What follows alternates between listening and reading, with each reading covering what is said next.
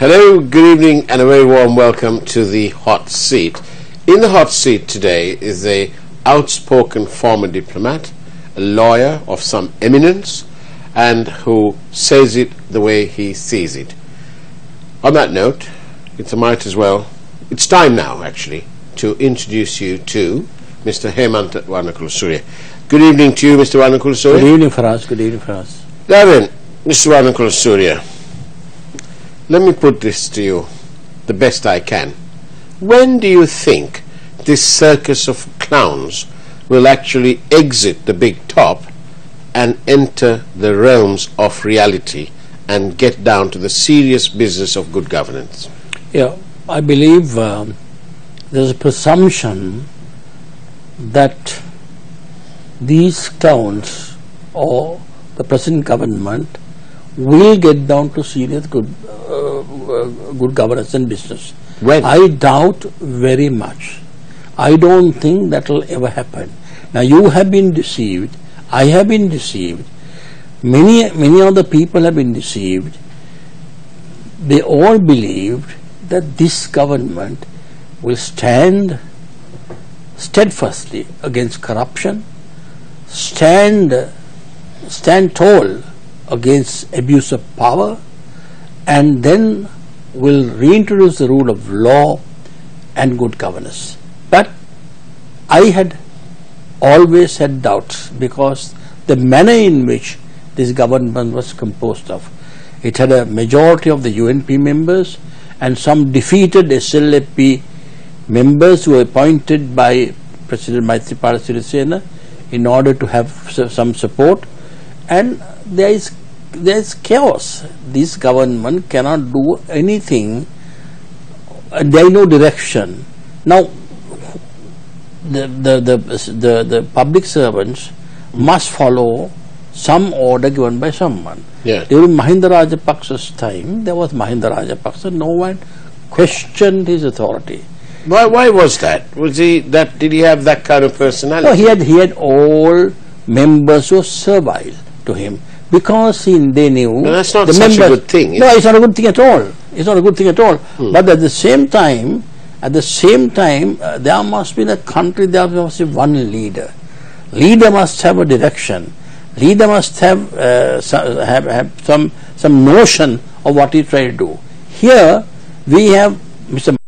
Sirisena, to whom I have the highest respect because he's the person against whom least allegation of corruption can be made, and there's Mr. Ranil Wickremesinghe, and they cannot sometimes appoint a simple person. A person to a coalition cannot be appointed because of the diverse views they hold, and so therefore how can we expect this government to deliver the positives that they promised during the campaign?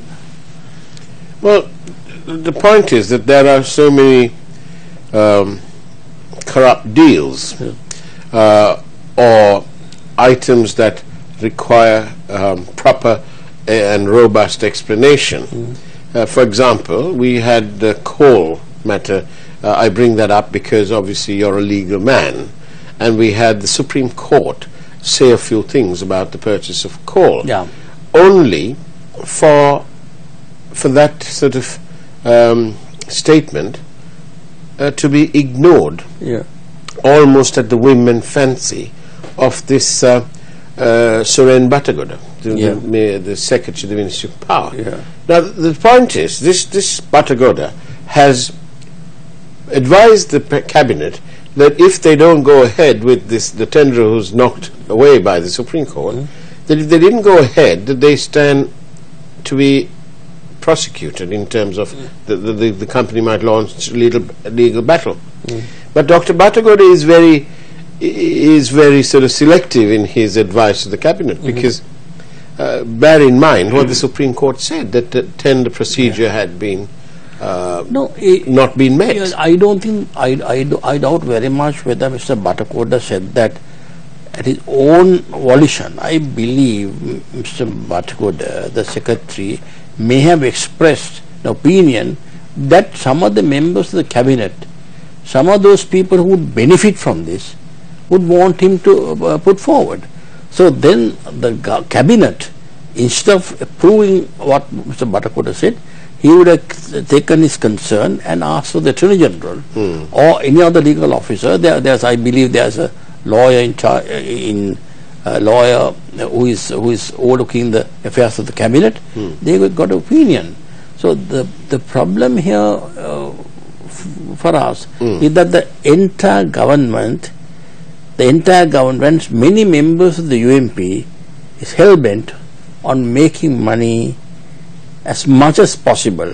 This is there was a famous saying when Georgia was in 1977 won with a landslide. Then there was this corruption that came in. Gradually it became very corrupt. And one of the things that Chandrika said was Dushanaya and Bhishanaya.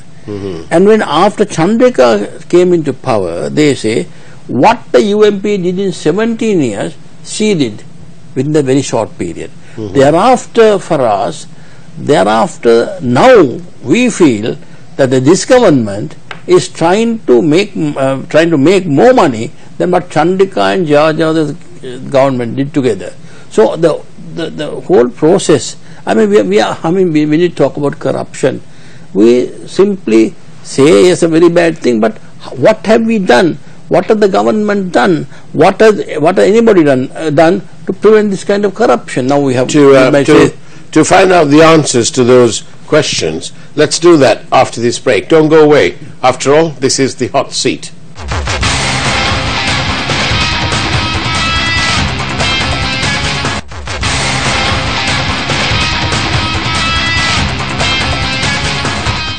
And welcome back to the Hot Seat, where tonight we're joined by Mr. Hemanta Wanakulasuriya.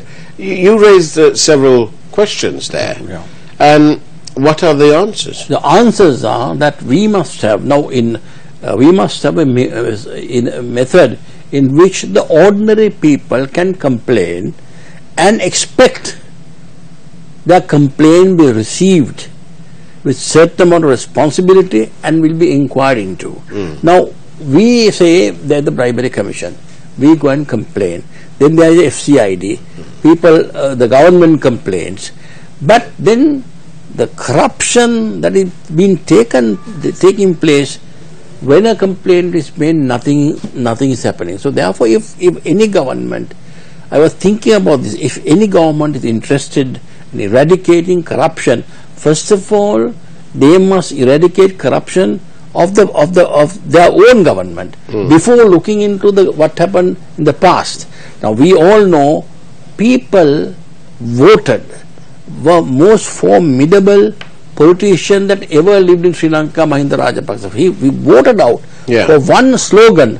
Slogan is that they were corrupt, and we want to ensure that corruption ends with the defeat of Mahinda Rajapaksa. But what happened? The corruption doubled and tripled, and it has gone into realms of unknown realms. Huge amounts are being spoken of to interview a minister, 20 million, 30 million, then everything is a deal. Now, where can we go and complain? Now, you know, we must all be thankful to you for having brought this bond thing, the bond scam, into limelight. You are I believe you are the pioneer. You are the man who really, as an investigative journalist, you are the man who exposed this. But then, having all the evidence with you, you couldn't have gone anywhere. You couldn't have gone to the FCI. They would have not inquired into it. So therefore, if any government, and those people are interested in amending the constitution, first thing they must amend to ensure that there will be a forum, place where we can complain. Now, I believe still the judiciary in Sri Lanka has earned the respect of the public. Very few allegations of corruption against judges. They are to a very great extent they are independent. So there must be a place like in India where you could go and public interest litigation, where you could go to the Supreme Court or to the highest court and then complain of corruption. so that they will be in a position to inquire if the petition is something that should be inquired into. They would inquire into it, and they could take action. Now, for instance, the wealthiest private body in India is the Cricket Board. The Supreme Court. The Supreme Court intervened, and it's be administered by nominees of the Supreme Court of India. Here also, why can't we have a mechanism where there must certain constitutional provisions, where when we could go and inform the Supreme Court or inform a High Court, where the High Court judge is in a position to direct the police to investigate and report and supervise the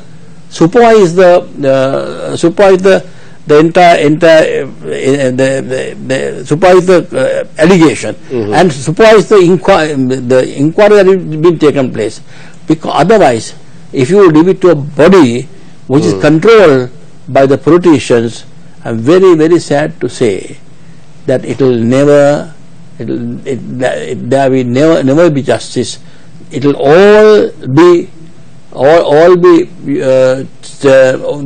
be taken into consideration to ensure that corruption prevails and corrupt people are protected.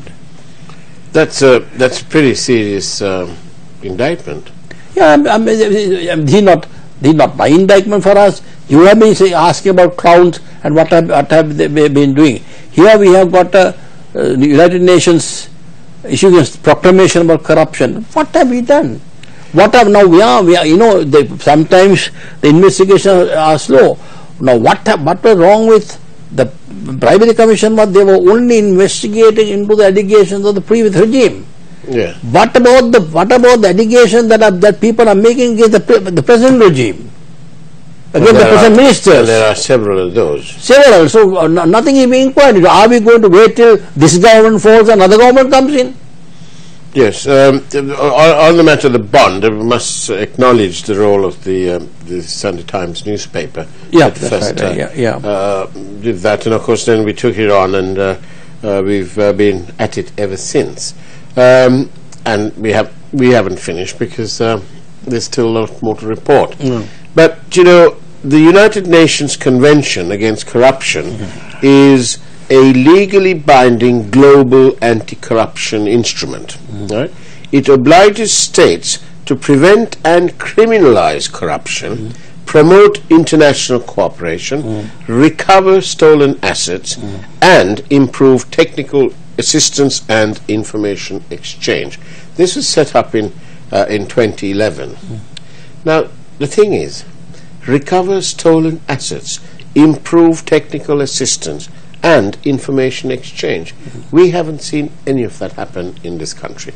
Yeah, that is because we don't have to implement these recommendations. There must be certain amendments brought into the present laws. Present laws are archaic, and present laws do not fit into the massive corruption that took place under the previous regime, and it doesn't also look into the massive corruption that is taking place. Even if you have the laws, even if you have mechanisms where there is international cooperation, where stolen assets could be brought in, there are the countries on their own, they want to protect the investments. Now, but Mr. Mankulasuriya, I hear what you say, and I read what I am about the UN Convention Against Corruption and its legally binding position on government. Sri Lanka also signed that. Now then, the thing is, it's almost laughable, because in Sri Lanka we have a suggestion from the Ministry of Finance that they will do away with various restrictions on the import of foreign exchange, and they're inviting people who have spirited away their profits and money physically out of this country into foreign bank accounts. This is almost as an encouragement. What good is it going to do? Because we actually don't know how much these people have, because it's not within the radar of the tax authorities in this country. So if any businessman or corporate comes in and says, oh well, we've got we've got $1 million, we want to bring it back. So they'll get an amnesty, they can bring it back. But what they're doing is that they're legalizing the rest of the money that they hold overseas. Yeah, I believe though the finance minister said this, I don't know whether there is sufficient provision in the budget or under our laws for them to do that. Even if there are laws, no one is going to bring that money here, because they don't want to get themselves exposed.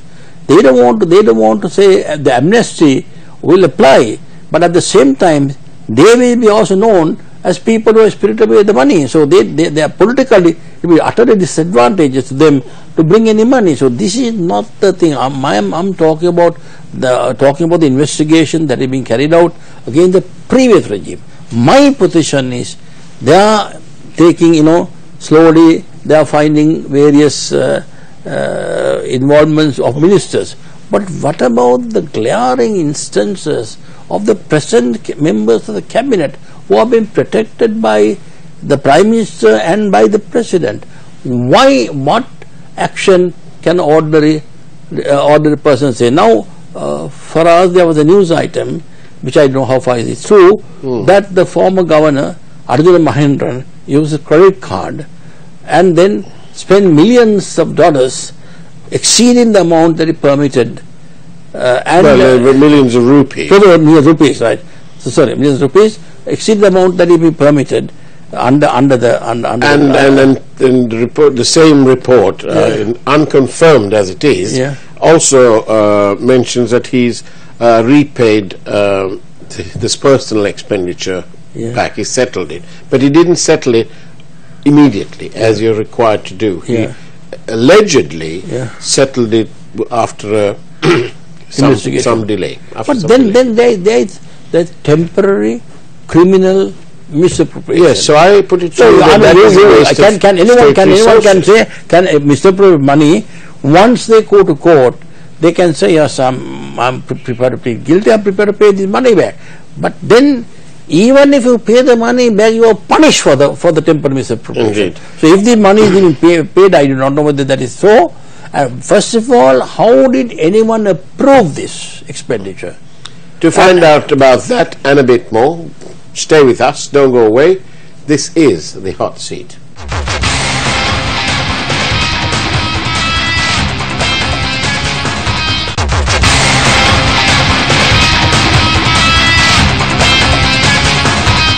And welcome back to The Hot Seat. Our guest this evening is Mr. Hemantha Warnakulasuriya. Mr. Warnakulasuriya, you say it'll come in handy to find out who approved this spending on the company credit card, if you like, for personal expenditure. Well, according to the Monetary Law Act, I suppose it should have been the Monetary Board. Yeah, I don't know. Yeah, so then, but we had another guest on one of our other programs, Dr. Vijay Wardana, former Deputy Governor of the Central Bank. He said that these things were, that it appeared that the Monetary Board at the time were asleep. It looks like they were. But then they are responsible. If they are responsible, what I am trying to say for us, just because a certain information leaked out, it came on the press, and then people started discussing this, and they found that he has violated the very provisions of the law where he was to administer and then misappropriate money. That is government money, and then if invalid also could be in remand for 65 days. Man who misappropriates government money on a very and the money was misappropriated, used for himself, should have been arrested and produced in court and then remanded. That's what they should have done. Yeah, that is because there is no mechanism where we could complain. Now, I must say, though, one of the reasons, one of the problems that was this case, one of the complaints he made was there were two other members of Parliament, both in the government, who had done the same thing, who had used cars, who had taken out cars and used it for Sri Lanka Freedom Party and for other personal use. Now, those two people were not questioned, was not produced in court. Now this is because there is no mechanism where even Vimal Veeramansa could have gone, should have been able to go to the High Court or to some court and say, look here, this man has done this, please investigate. The investigation will be supervised by the judge himself, and then make directions what he should do, and then ultimately get the Attorney General to indict him. I see. But these are serious matters. I mean, the public at large looking at this will only be further convinced that our parliament is nothing more than a circus of clowns, as I mentioned at the beginning. Yeah, I know. Yeah, but I'm even the clowns have some self-respect. The circus of clowns do not steal from their master. Circus of clowns, they only make their master laugh. But here, what happens is, why is clowning with the whole good governance? They are also using the power they have to make immense amount of money, and they know that nothing is going to happen. There will be no inquiry conducted against them. There will be no investigation against them. There is no mechanism in which public could go before a certain before a court and with confidence appeal to court and say, like in the private place, charge these people and then see that they are brought to court, and then investigation and the trial would proceed. So they are quite certain that this would never happen. So they have another till 2020. There are so many years, another 2 or 3 years for them to play with, to keep on clowning, and also at the same time defraud the confidence, defraud the public confidence they had, they reposed on them, and make money by simply appropriating to themselves all the money that they could get as bribes and as bribery and corruption. As a legal man and in your private capacity as a citizen of Sri Lanka, when you watch over and you read and you listen to what's happened at the central bank and the various frauds going on and the various abuses or departure from established procedure, when you see all that and you observe, do you think that if I said to you, isn't this the raping of our economy, what would you say? Absolutely true. That is what I have been saying. They simply rape our economy, appropriate the public money, and then enjoy themselves and do nothing in return. Nothing in return. So they're seated in the do-nothing seat. Yes. And they're accumulating whilst they're doing that. And then there is no way in which any person, any member of the public, now to complain, now we see every day the members of JVP complains against certain ministers to the bribery commission. And what happens there? The bribery commissioner or the commissioner general or the board is appointed by the government, and they are very slow. I think that in terms of bribery detection and the fight on bribery and corruption, I think Sri Lanka is sorely missing that name, that wonderful name from the past, Mr. Ian Wickramanayake. Yeah, not only Wickramanayake, I said, what about Mr. Felix Das Bandaranayake? Felix Das Bandaranayake brought in Ian Wickramanayake. Felix Das Bandaranayake, one minister who was really interested in eradicating corruption, and he actually investigated not only against the former MPs, the present some of the ministers of his own government. Indeed. And then there was also before that Mr. Walter Thalgodapitiya, the commissioner was appointed by Bandaranayake, and who went into entertaining complaints and found 5 members of the Bandaranayake government guilty. Now then, Mr. Vanukruse, we've come to the end of our evening's performance, and so we'd like to thank you for having come on here, and we'd like to invite you on our network sometime after the holiday season to come and talk to us about how to appoint or not appoint judges, which we know you have a strong view on. In the meantime, thank you very much for being in the hot seat. Thank you very much for inviting me. And it's an absolute pleasure. On that note, that's it from the team here at the hot seat. We wish you all good wishes for the Sinhalese and Tamil New Year, and we'll see you after the holiday season. Take care and good night.